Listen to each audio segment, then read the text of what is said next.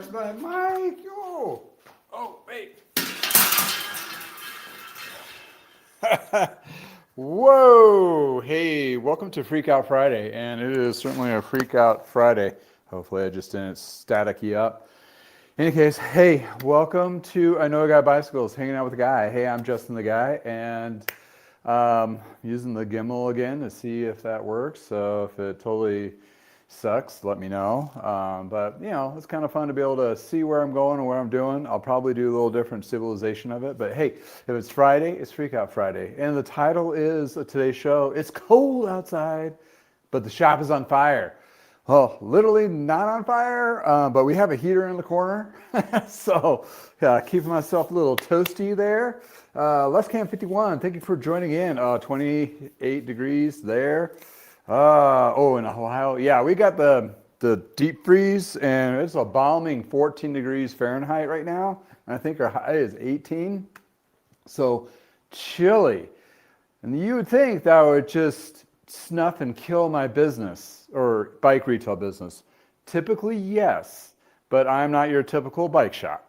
I'm basically appointment-based only service, selling used parts and frames, shipping across the United States. So even though it is below freezing here, I'm still open for business, and actually I'm still busy. But in any case, I wanted to jump on that topic of like, hey, why am I busy? Why am I busier than others? And why am I not discounting my labor this time of year? Then there's just a couple really good bullet points here. So if you're in a shop yourself and you're like, it's dead slow, it's like, then you have to do those discount coupons for getting service in the door and what have you. That is maybe expected within your market, but take notes from me this year and go into next season and try it first before you just give away the farm, essentially. Hey, 65, thank you for joining me. You're in Nebraska. You're in a chilly area too. Woohoo! Oh yeah. The cold kind of seeps in that east of us. So we're getting hit by those Canadians. I think the Canadians are attacking with their cold front. I always make that joke. It's not to be offensive by any means, but man, I implore you, if you live in Canada and you live through these winters that you're cold, that's a whole new level of cold. And even though it's a Celsius, it doesn't matter. It's the same cold. Sometimes humid. But hey, got a lot of stuff going on. I'll let a couple of you guys jump in here. John, thank you for chiming in. Good morning to you too. Negative 13. Ooh, Victoria, Minnesota. Yes. Yeah, I'm sure my other buddy Bradley has not pinged me and gone, "Got time to come home." To be in the negative 10. It's cold. You got to watch for those pipes from bursting, and hopefully it chills out the other ice that's up there, if you get what I mean. Anyways, I'm not going to go there anyway. G-Pass, thank you for joining in. Oh, no. That's your show Friday. Hey, Tuesdays and Fridays, you can always watch it on the replay, that kind of thing. It's set up as a podcast anyway. So watch me, listen to me, whatever you do. A lot of people like myself, I was just listening to the farmer, myself working on stuff, just kind of carry on the conversation if there's anything intriguing that those who are watching his channel just can't get enough and just decide to pop and populate mine, which is cool. We do have some of those views that watch both of us, which, he's a cool guy, whatever. He has his niche. He does what he does. I do what I do, but we still love bikes. That's what it comes down to at the end of the day. Anyway, G-Paz, you are in New York, and to give a shout out to his shop. It is a really cool story. Read up on his website. Retired from the industry of, I don't know if you want me to say it or not, but it's a food industry, and just like, I'm done, and decided to do a bike shop, open up a bike shop, and being a grandfather, that's where G-Paz came from. That's what they call him. So welcome on Friday. It's going to be a shorter episode. It's not going to go an hour long. Reason being is I'm being kidnapped by my wife because we are celebrating our 15th year anniversary of our first date. A lot of people usually forget about their first date. Some people just do the focus on their anniversary. Our first date was so spectacular that she reminds me. In January, we're going to go do this. And technically, it's next week, but we got things going on, so we're going to celebrate today. And for keeping warm, we're going out to a nice lunch in a nice warm restaurant and drink libations to warm us up. And then we're going to go get massages. That's going to on a heated table. So, hey, couples massage with a nice lunch on a Friday when it's like top of 19 degrees outside. I know I'm making you jealous. But in any case, that's what we're going to be doing. That's what we're going to be celebrating. I had to crank out some work. I have bikes out the ears that are serviced, which is great. And I'll allude that here in a couple minutes of what has been working, which I don't know if it's a secret sauce by any means or anything of that. It's just a happy, lucky scenario, perfect storm for me, where a lot of shops are slowing down and troubling, and the expectations are always too high for them. We'll go into that in a little bit here. But yeah, hey Scott, just saw you yesterday. Hope that trainer's working out for you. Oh, I'm working long enough till I get cold in here, then I'm going to be bouncing out. When it gets really cold, I can get it in, if I'm moving around, I'm fine in the garage, but it's about 50 degrees in here. But I do in short stints, and I go back in and I do editing or whatever, computer stuff. And because I do all the hats of a bike shop, so I break it up during the winter time when on really cold days to just do like power hits on stuff that needs to be done. But I did a power hit. I've been here, already been in the garage for a couple hours. Kurt, lovely gentleman that bought this bike from me years ago. He dropped it off to have it tuned up. So, and he's no rush. It's going to be a couple weeks until I get to it. I'm going to do a little feature video on his. But right behind it is a Rivendell. Woo, a Rivendell. And Rivendell, you say, heard of them, not heard of them? Let me know in the chat if you have, or if you're watching this on replay in the comments below. Have you heard of them? Have you ridden them? This is the first time I've had one in my stand, so I'm really kind of, absorbing the culture of, reading up on the site. I'm probably going to reach out and call them before I do a full-length video. I want to do a full-length video on that because it's just kind of cool. They're not lightweight. They're not eraser frames. They make like 5 or 6 different models that I've seen. They're more of a custom-built, stylish steel, not in the sense that you have them weld to your perspective of geometry, but it's a cool line. There's these little smaller companies that have been popping up from like the Made Show, where this is like one of those kind of niche cult following.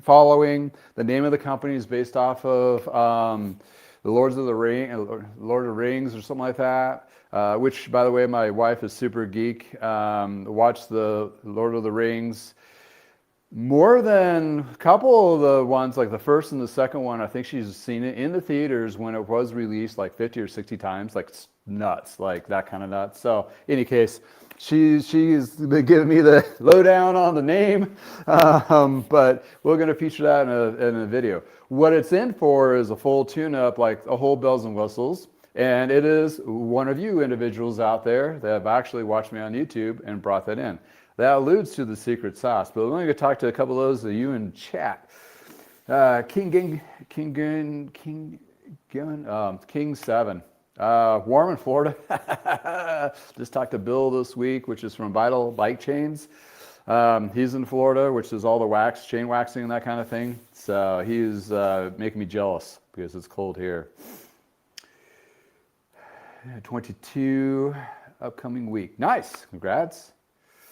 Heard of Rivendell. Looked at them online. Don't remember seeing them in the person. Yeah, they're really far and few between. I try to look up a couple. There are not very many sold in the used market. They don't sell a lot of units. They've been around since the 90s, and they are just sticking to the guns of what they do and what kind of stuff they do, which is kind of cool. In my perspective, because it's kind of cool, because it's really hard to maintain that. And they probably, I mean, they've had some hard years over the times, but it's a really cool story. It's a really cool story. Anyway, all right, so yeah, let's do one of the sponsors of the show, which I just alluded to, of Bill and down in Florida. He does pre-wax new chains and waxes chain services as well. So I've been kind of working with him, trying to get him to bolster his company or business. Basically, that's all he does. And I really like companies where they're small and they're not too big, and they do one thing and they do one or two things really well, that kind of thing. So anyway, let's do Popular chain process or waxing of vital bike chains provides brand names like Shimano, SRAM, and various others to be cleaned in high detailed 5-step process and then waxed to your professional level with either speed chip or endurance chip, which has been proven to have better performance and better lasting events and recreational riding. It takes care of the messy process, and all you have is the clean wax chain ready to perform. Check them out. Discount code with a link below. All right. Yeah, sorry for that. Just to say, whoa, lost my gimbal. Hey, come over here. Over here, buddy. All right, there we go. Technology, right? Crazy stuff. Any case. Hey, yeah, Vital bike chains in the house. Check out his YouTube channel too. He has a few videos. Sniff the guy out. He's actually pretty legit, knows the stuff. And if you're looking at the higher grade speed chips or endurance chips for like your tri-bike or faster speed bikes or any of that kind of stuff, he is geeking out on chains as much as Zero Friction is down in Australia. So yeah, definitely cool cat. Definitely wants to help out, get people on wax chains. Which, this guy already has a wax chain, the Rivendell. I'm going to be re-waxing it. I'm going to be doing that bit. So what was important for me to get done today is a full tune-up like this is deep in the weeds with detailing the frame, which I just finished detailing it, polishing it up, getting all the contaminants off the paint, getting that clear coat to be ready to accept the polish. Got the polish on there, got all those dirty bits, scuff marks and all that. It's really in immaculate shape. There's only like about 3 spots where there's scuffs and a couple chips. And then I just, you clean it again with rubbing alcohol to make sure there's no cleaning agents or polishes are still on there. And then I applied the ceramic coating. The ceramic coating, what that's going to do, especially on steel frames, it's really nice because it does give you a waterproof barrier, so it prevents rusting a little bit there. Also as a UV protection, so it'll make this paint last longer. That kind of thing. And what the beauty of ceramic coating on frames and so forth, it helps keep it clean. So if it gets gunk and crap on there from your rides, you rinse it off with just water and a lot of that stuff will just shed. It'll just drip right off. So in any case, that's what he's in for. He saw me, he has this one, and guess what? Another bike that's behind you right now is a Waterford, one of the older ones made in Wisconsin. So it's going to be doing some modifications on that. I'll do a video on that as well. He likes different kind of bars and stem configuration. He loves how this rides, so I'm going to try to get that Waterford to be mirrored to pretty close as what I can between the two. But in any case, that's one of the big things I'm working on this week. And why,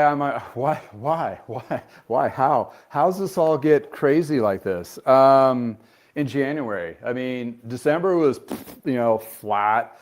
People are busy with families and stuff. I sold some things and did some repairs, but then again, I shut down a lot of that because I had a lot of crap going on. So it was kind of a twofer, but January 2nd hit and I had a first wave of bikes. People were just making appointments. And then it got quiet for a week. I'm like, oh, okay, this is just a hit and run. And then it happened again. And then I'm like loaded up through February. I know on the topics it says through March, but pretty close. I mean, you can probably get a couple more tune-ups in there in February for me to get done before March hits. And that's just nuts, being like I'm at least a month out on doing service. And that's not including trying to refurbish the bikes that I purchased either to resell as complete bikes or part out to frames and parts, which I have one, two, three, four, five, six, seven bikes that I have that are my personal ones and I have another one I purchased. I still haven't gotten to pick it up yet. So there's this laundry list of stuff that keeps me busy, busier than I probably would like to be, but I love working on bikes. So, hey, it's all good. In any case, so yeah, trying to thread in family time, taking care of my daughter, being, a relationship with the wife and all that. It's really busy, right? Just on a normal month. And now we're in January, you see bike shops crash and go into hibernation. That doesn't need to happen, apparently. And if it is happening in your neck of the woods, you're stuck in this traditional feedback loop, I would call it. I was there. I mean, my parents' bike shop, Parker Bikes, we were there. I mean, a feedback loop would be just like you're anticipating the slowing of it, so you basically kind of self-sabotage it, and then all of a sudden you're like, oh, we need a discount, or we'll do tune-ups in January and February, i.e. the local corporate store is having like $50 off of their level 2 and $100 off of their level 3 or something like that. Pretty significant chunk. Basically, they're just trying to get anything in the door. They're not backlogged by any means. They're not a month out. And they're in a situation where they try to advertise the 24-hour turnaround, which this time of year they probably can do that. In season, probably not the greatest thing to think about doing, unless the shops are really designed to do that. And I did a thing on Tuesday talking about the MBDA had a podcast about a shop that did 48 hours and all their secrets to it. And it sounded like they had a secret sauce that actually did really well for them. But oh, hell no, if we're not corporate. I mean, as much as you can try to say you can, being there and doing it myself, we did 48 hours at Lee's in the early 90s. I laid that all out, and it was a pain in the ass. It's too hard. And did the grade of tune-ups go down? Absolutely. What I'm doing right now is knocking down the ceramic coating, so I feel a tug, and oh man, it's really bringing out the color. Oh, it's so super cool. So the reason why I'm jumping on the ceramic coating on this is because I'm doing several layers. And to do that, it's time. So I can do it 4 hours, and after 4 hours, I can do the next coating. So essentially, over the weekend, I'm going to be doing a coating tomorrow and another coating on Sunday. And during the time of doing the coatings, I'll get all the parts cleaned up, ultrasonic clean, replace the cable and housing for the shifting. Is converting from, this is the latest thing, people are converting over from tubeless to these UPT or TPUs, UPT. That's a disease, right? No, the TPU, which I don't have. At least I haven't been convicted of it yet, or doctor hasn't told me. But anyway, these particular tubes are super lightweight. They're the latest rage.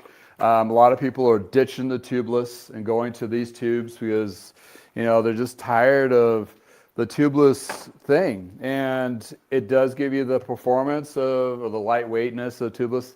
And they do have, some say out there, that have a little bit of flat giveness to it on lower pressures. Because this is what it's trying to avoid. This cake up, it dries out like every 3 to 6 months. You have to refresh your tubeless. And for road, that's really kind of a pain in the butt. Some people are out there. Scott in the chat here, he's really into tubeless, which is fine. But for a lot of recreational riders, this is overkill. And for him, he just wants to switch back to tubes and see how that rolls for him. And so this has wide industry hubs. I mean, these wheels are freaking awesome.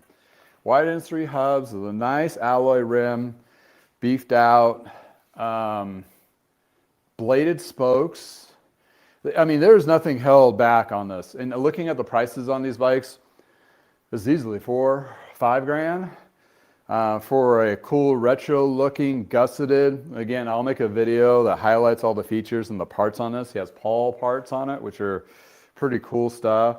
So we're going to give this bike a lot of love, almost inappropriately, but Yeah, well, this is more of a normal channel, not one of those other channels.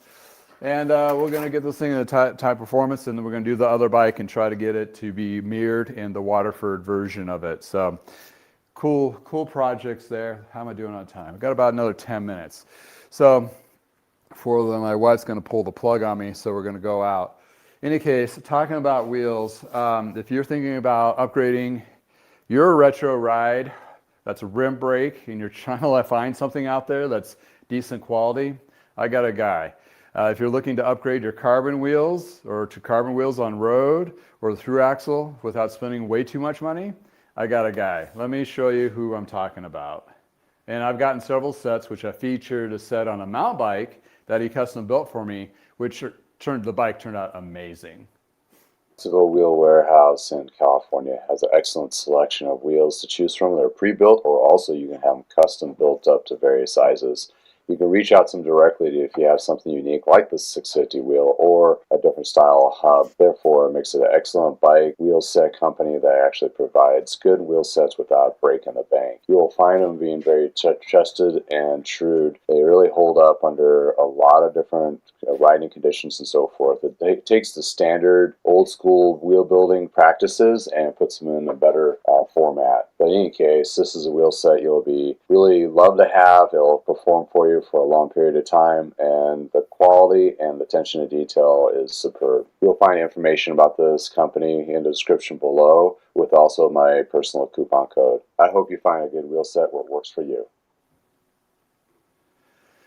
So yeah, you're talking about hand building wheels. These things were immaculate. And this is I've had a couple sets from them.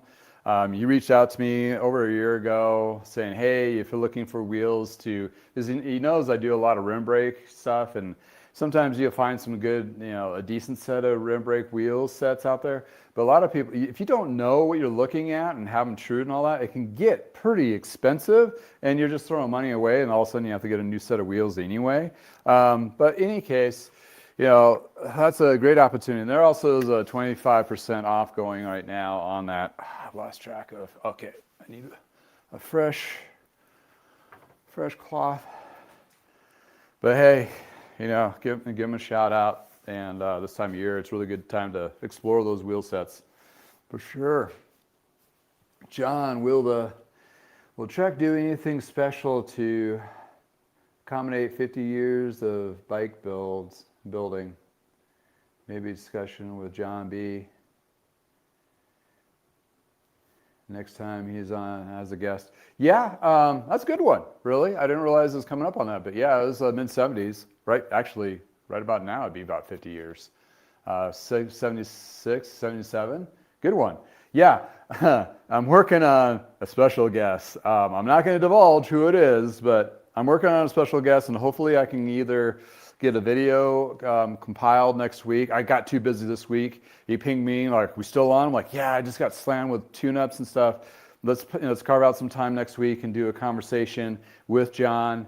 It's gonna be crazy. That's all I gotta say. It's gonna be weird and crazy, wild and crazy guys. Anyway, Heavy Motorcycles, welcome in. Yeah, ceramic of a Vet or a Ferrari. Yeah, ceramic coating. This classic is definitely up in that category. King 7, how's the durability on TPU tubes?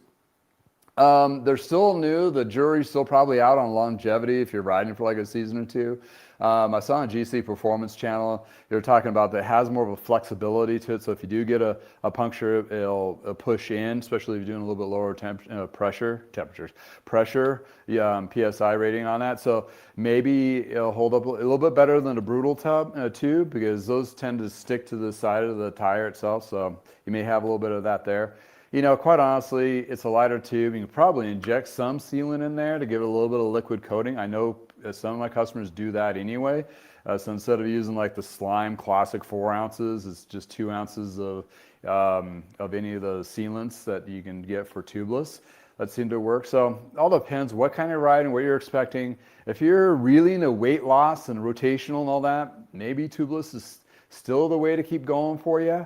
As a mechanical part of it, as a mechanic perspective, it's a royal pain in the butt to maintain and all that stuff than just your standard tube. So it all depends what's going to fit in your wheelhouse, that kind of thing. There is a place for it, for gravels, for mountain, the lower pressure tires, the better traction, self-sealant to help fix holes and stuff like that. Yeah, absolutely. But when it comes to road and like some recreational riding type stuff, it may not fit that bill. So all depends what's going to work for you. But just knowing that you do tubeless, there's going to be a maintenance portion to it than you would have just with a standard tube. So any case, good point though. Good question. John D, thank you. Welcome to the house, or welcome to the garage. I should say that.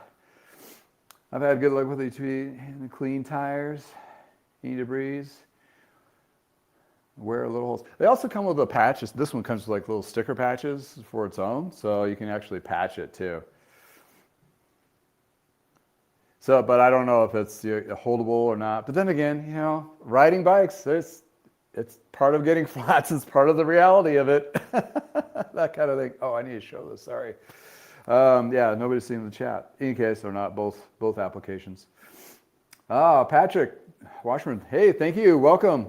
Question for chain waxers. When do you rewax? Okay, it's not a mileage thing, it's a sound thing. Once it starts making a little noise or acts a little dry, then it's time to refresh that wax. So there's two ways to refresh that wax.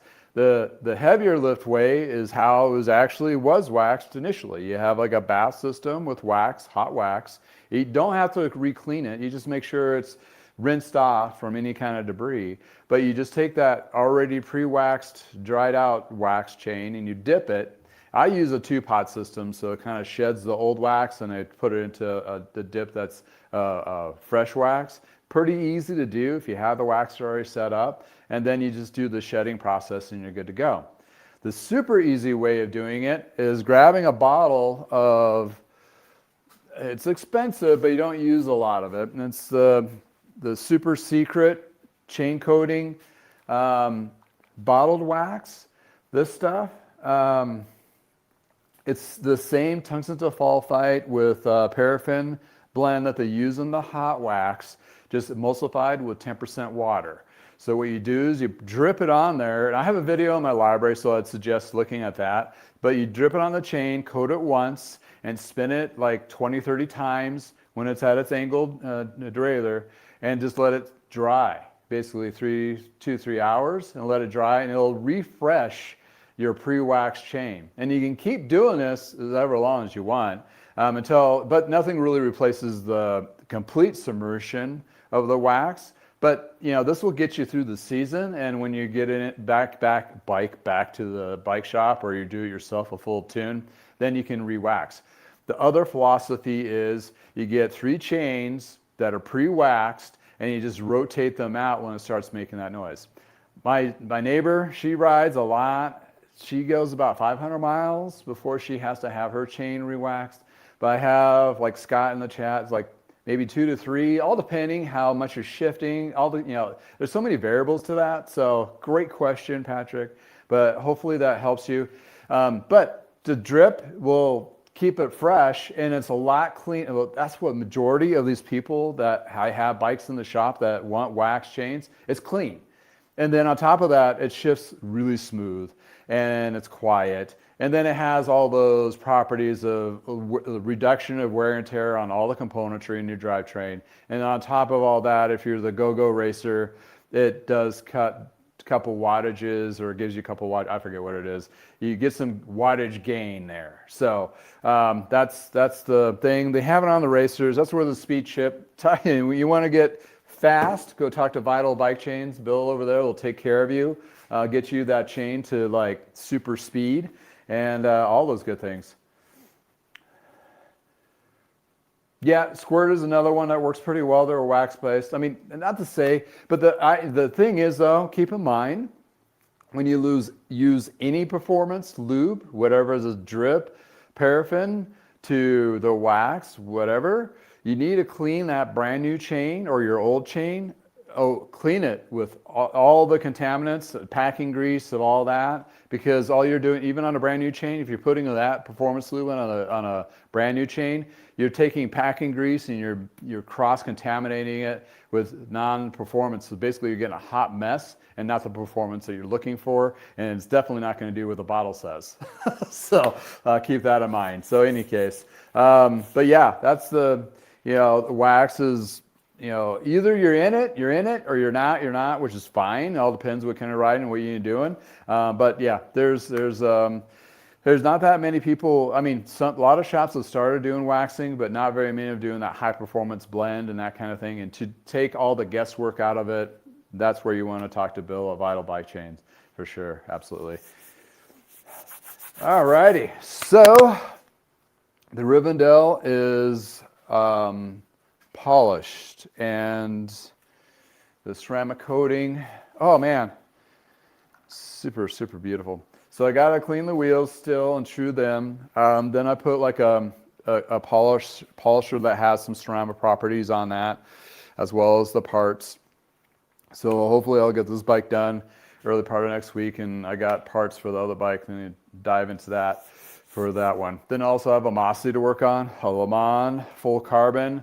As in repairs go, I have another appointment coming in later that has, I don't know what it is. It's like a couple of higher end bikes. But then, yeah, it's just been nuts.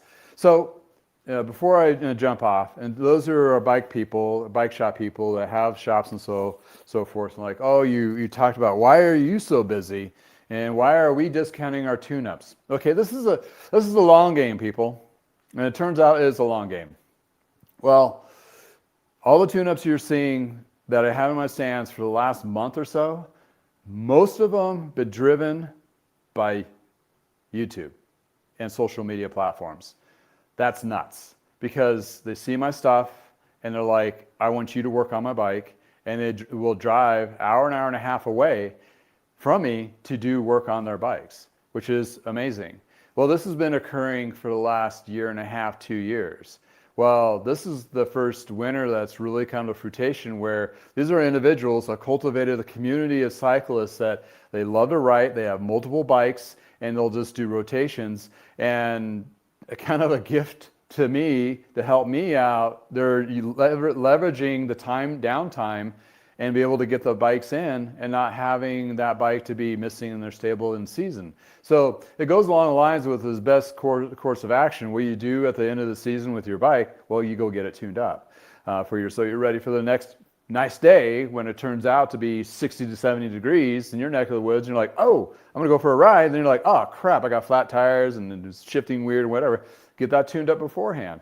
Well, the secret of this, which is not really a secret, is just, or a happy accident, if you will, is they got through the holidays. Oh, I need to get Justin the bike. They'll either call me, set up an appointment, the appointments that have come up. Then I have new individuals that have been watching me, and they're like, oh, I need to get you in, to get my bike in to have this done, and we'll do certain things. And these are upper end, like overhaul tunes. These are not just like your crank them out basic tune-ups. These are pretty intense, detailing with a lot of them, ceramic coatings, all that kinds of stuff, wax chains, the whole cables and routings, hubs on some of them. Just finished some moots that I had to do a front hub replacement. I did a Pinarello that was being refreshed to be sold. Then I did another Ruby Specialized carbon to get it all going. So it's like, it's been busy. Why it's been busy? Because I put it as kind of like a doctor's appointment-based type system, where it really leveraging that, so you don't have, in other words, one, a lot of bikes just sitting in your store waiting to be done, and you're not waiting for them. So if you really appointment-based it, and you really gauge your hour, this is really can go towards your hour allotment, minutes, or whatever you want to call it, or when you're working and you're trying to do all the back-end charting of what you can get done with your staff, you can fulfill that and get those appointments in, and you get a higher quality tune for that customer, and then you don't have to discount your stuff because it's already really a super value as it is. I'm competing against all the other stores well, I'm competing against the whole Front Range in a sense, but since I'm leveraging YouTube. So how do you do that without going crazy and trying to build a channel and all that? BL Bicycles in Pullman, Washington has a perfect, easy, quick, and very effective solution. 2 to 3 minute shorts, do about 5 of them or 4 of them a week. Takes you no more than 20 minutes to do, from shooting it to editing it to loading it. And that gives you a huge push through all the social medias, from Reels to TikTok to YouTube. And then all of a sudden you'll be cultivating your community that'll have a larger reach, showing and featuring bikes and so forth. I did longer content that did pretty well. You might want to mix that in there as well. But this is a huge advertising platform for bike shops, for service as well as sales, to actually show who you are in real time versus, oh, I saw an ad. Who are these guys? I mean, I could go to BL Bicycles in Pullman, and I know the guy. I've seen him. I don't know him personally, but I know who he is. I walk in, he comes out, he has a great goofy voice, and he talks about my bike, and we have commonality. It's like you already got the barrier of like, who is this guy? This is a great person. This is a great place to work at, or to bring my bikes to, and all those things. So there it is. That's the secret to it. And it's not really a heavy lift if you do it right. And if you do it right, it'll be, for me, going into another winter, I'm busy, not discounting. And actually, I've listed on my website where the prices are going to be coming into April and May, because quite honestly, all labor rates are going to be going up. It's just the name of the beast. So if you can capitalize getting your bikes tuned up with either a discount or the current lower rate, because when season hits, they're going to have to increase, because the cost of living, cost of business expenses, everything has gone up. Therefore, they're going to have to push the labor rates up as well. Going to leave you with that. Unfortunately, it's sad, but on the flip side, and don't think they're just raising it because they raise it, because all the other costs have gone up.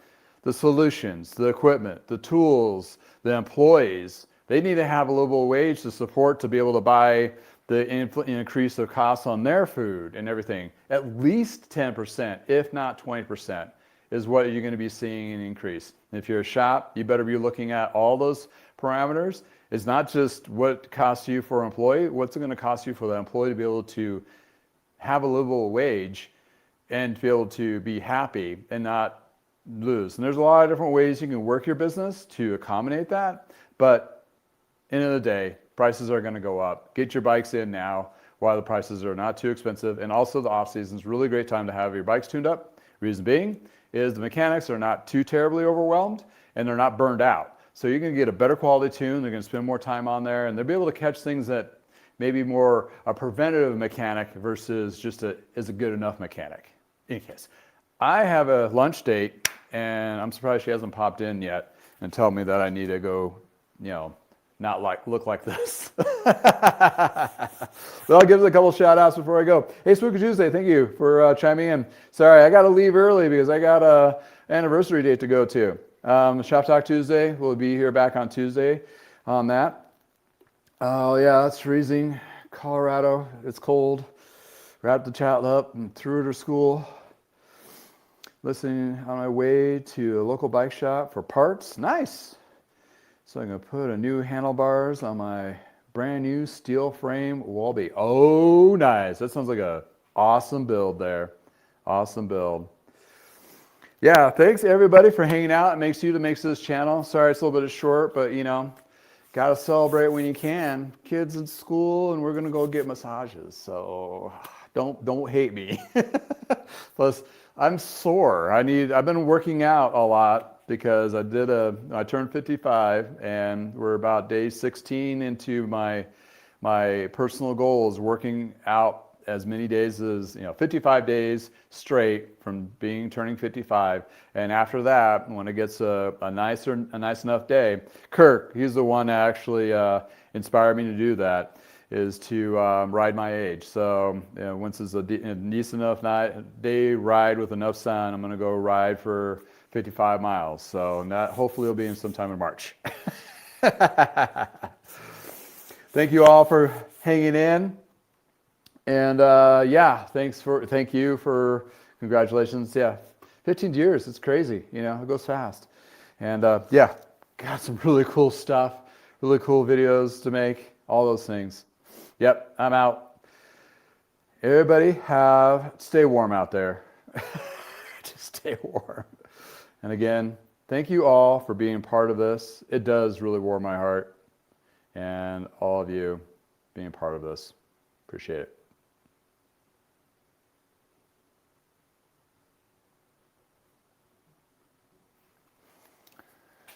I know, I'm coming. You're pinging me, I know.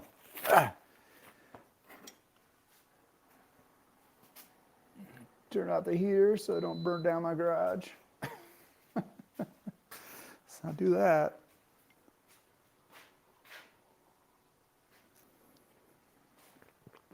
Oh, I gotta warm up anyway. Cool parts, cool things, cool things. You all have a wonderful day.